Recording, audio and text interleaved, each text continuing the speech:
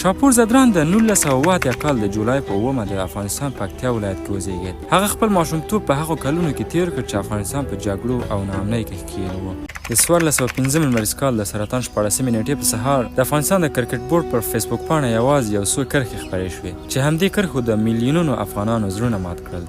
پر فیسبوک پاڼه داسې کرښې خپرې شوې: انا لله و انا الیه راجعون، چې شاپور زدران نور زموږ په منځ کې نشته. خبر په 100 دقیقو کې له افغانستانه بهر په ټوله نړۍ کې په چټکۍ خپور شو. د کرکټ ستورو، پخوانیو لوبغاړو، د کرکټ مینوالو او چارواکو د خواشینۍ پیغامونه خپاره کړل. د ټولنیزو رسنیو پاڼې د زدران د انځورونو، لوبو او تاریخي شیبو ډکې شوې. دا د داسې یو ځوان کیسه ده چې د سپیرو خاورینو میدانونو او د پاکستان د کډوالۍ کمپونو خپل سفر پیل کړ او د نړۍ تر سترو میدانونو د افغانستان نوم او بیرغ ورساوه او د افغانستان د کرکټ د تاریخ په جوړولو کې نه هېرېدونکی رول ولوباوه. خو د ده دا سفر او عمر ډېر لنډ و. خو د ده دا سفر له کوم ځایه پیل شو؟ د دې پوښتنې ځواب لپاره باید شاوخوا 3 لسیزې شاته ولاړ شو. هغه وخت چې افغانستان لا د نړیوال کرکټ په میدان کې هیڅ کوم ځای نه درلود او یو ځوان هیڅ چا نه پیژانده او دغه ځوان د خپلو د خوبونو د رښتیا کولو لپاره خپل لومړني ګامونه پورته کول. د 1990 لسیزې په اوږدو کې افغانستان د کورنۍ جګړې په لمبو کې سوځېده. زرګونه کورنۍ اړې شوې چې خپلې کورنۍ او مینې پرېږدي او کډوالۍ ته مخه کړي او د پاکستان د کډوالۍ کمپونو ته کډه شي. داسې تصور کېده چې له افغانانو هر څه اخیستل شوي: کورونه، کارونه، زده کړې او د راتلونکي هیلې. خو یوه هیله ژوندۍ وه. هغې هیلې د لرګي له بیټ او یوه کوچني بال څخه ساه اخیسته. شاپور زدران له برکته او هغه بیټ او بال چې افغانستان یې په نړیوالو لوبو او ډګرونو کې نړیوالو ته وروپېژانده. دا هر څه له دې ځایه پیلېږي. په دې خاورینو میدانونو کې هره ورځ یو ځوان توپ په لاس منډې وهلې، راسال، لوړ قد، اوږده ویښتان او په سترګو کې داسې شور او جاذبه وه چې ګواکې د نړۍ سترو ټیمونو سره د سیالۍ او د افغانستان د سیال کېدو ژمنه کړې وي. هغه بل څوک نه و، ارواښاد شاپور زدران و. هغه وخت هیڅوک هم نه پوهېدل چې دا تنکی ځوان به یوه ورځ له چټکو توپ اچوونکو څخه شي. امکانات ډېر کم و، معیاري میدانونه، روزونکي او نه هم کوم مالي ملاتړ موجود و او نه هم داسې فکر له چا سره و چې یوه ورځ د افغانستان نړیوال جام ته لار پیدا کړي. خو ځینې خوبونه د باور په وسیله رښتیا کېدای شي. کله ناکله اتلان په ماڼیو او لویو ښارونو کې نه وي زیږېدلي، بلکې د کډوالۍ د کړاوونو او سختو ورځو په منځ کې زیږېدلي وي او په سختو حالاتو کې لوبیږي. هغه ځای چې حتی د یو توپ او د لوبې د یو میدان لرل هم نه رسیدونکی خوب وي. د نن ورځې کیسه د هغه اتل د ژوند روایت دی چې د جګړې او کډوالۍ له دوړو راپورته شو او د کرکټ توپ یې په لاس کې واخیست او د افغانستان نوم یې د نړۍ په سترو لوبغالو کې خپور کړ. هغه یوازې د کرکټ یو لوبغاړی نه و، بلکې د میلیونونو افغانانو د هیلو، استقامت او ویاړ نښه وه. نن به یو ځای د افغانستان د کرکټ د یو له اغېزناکو ستورو شاپور زدران د ژوند سفر وګورو. هغه شخص چې نوم یې د تل لپاره د افغانستان د ورزش په تاریخ کې ثبت شوی دی. د افغانستان د کرکټ په تاریخ کې به ډېر لږ کسان وموندل شي چې د شاپور زدران په اندازه د ملي لوبډلې لپاره په غیرت، احساس او مینې لوبه کړې وي. هغه نه یوازې د افغانستان له چټکو توپ اچوونکو څخه و، بلکې د افغانستان د کرکټ د لومړیو کلونو د اغېزناکو څېرو څخه هم شمیرل کېږي.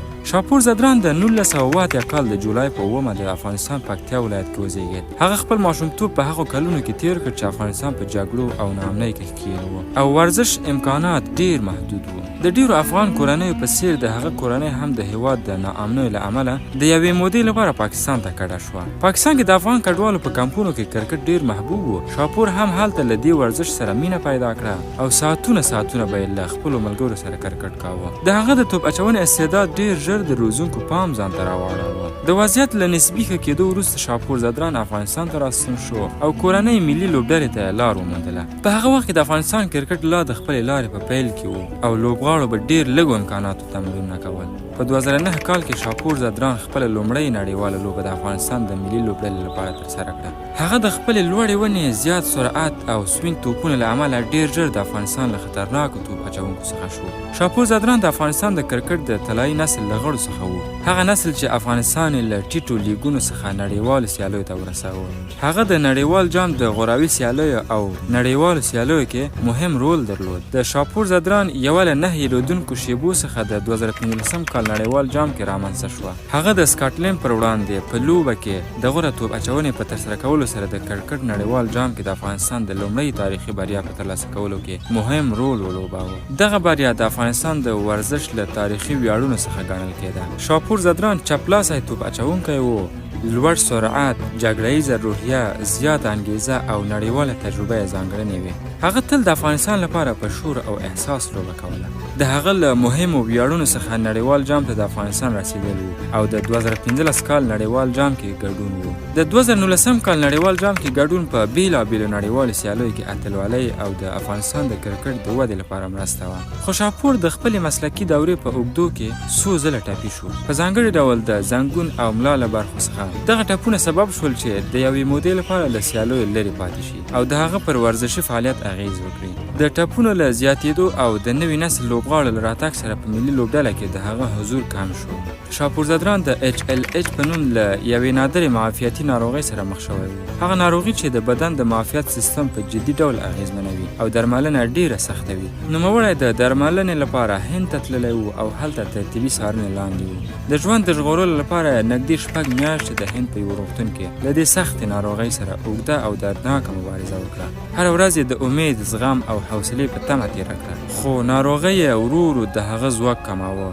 هغه لوبغاړی چې یو وخت یې د افغانستان د بیرغ لپاره په میدان کې له زړورتیا ډکې جګړې کولې، دا ځل د ژوند له تر ټولو سختې مقابلې سره مخ و. له ډېرو هڅو، درملنې او دعاو وروسته بخت د هغه ملګری پاتې نه شو او شاپور زدران د ژوند له دې سترې سیالۍ څخه د تل لپاره رخصت شو. د هغه نوم به د افغانستان د کرکټ په تاریخ کې د غیرت، قربانۍ او هیوادپالنې د یوه اتل په توګه تل ژوندی پاتې وي. خو بیا هم هغه د افغانستان د تاریخ له محبوبو څیرو څخه شمیرل کیږي. شاپور زدران د افغانستان ځوان نسل ته وښوده چې حتی د تر ټولو سختو شرایطو له منځه هم نړیوالې صحنې ته رسیدل ممکن دي. د هغه نوم د محمد نبي، راشد خان، اصغر افغان، نور علي زدران او دولت زدران په څیر لوبغاړو ترڅنګ د افغانستان د کرکټ په تاریخ کې تلپاتې دی. شاپور زدران یوازې یو چټک توپ اچونکی نه و، هغه د هغه نسل سمبول و چې په هیله، هڅو او قربانۍ د افغانستان بیرغ د نړۍ د کرکټ په سترو لوبغالو کې راپان ساتلی و. د هغه د ژوند کیسه دا حقیقت را په یادوي چې استعداد، زیار او له وطن سره مینه کولی شي حتی تر ټولو سختو شرایطو له منځه هم تلپاتې اتلان لوړ کړي. د دې اتل روح دې ښاد وي او یاد یې د تل لپاره ژوندی وي. ښه ګرانو ملګرو، دا و د شاپور زدران په اړه عمومي معلومات. تاسو حتما د شاپور زدران په اړه خپل ځانګړي نظرونه هم له موږ سره په کمنټ کې شریک کړئ.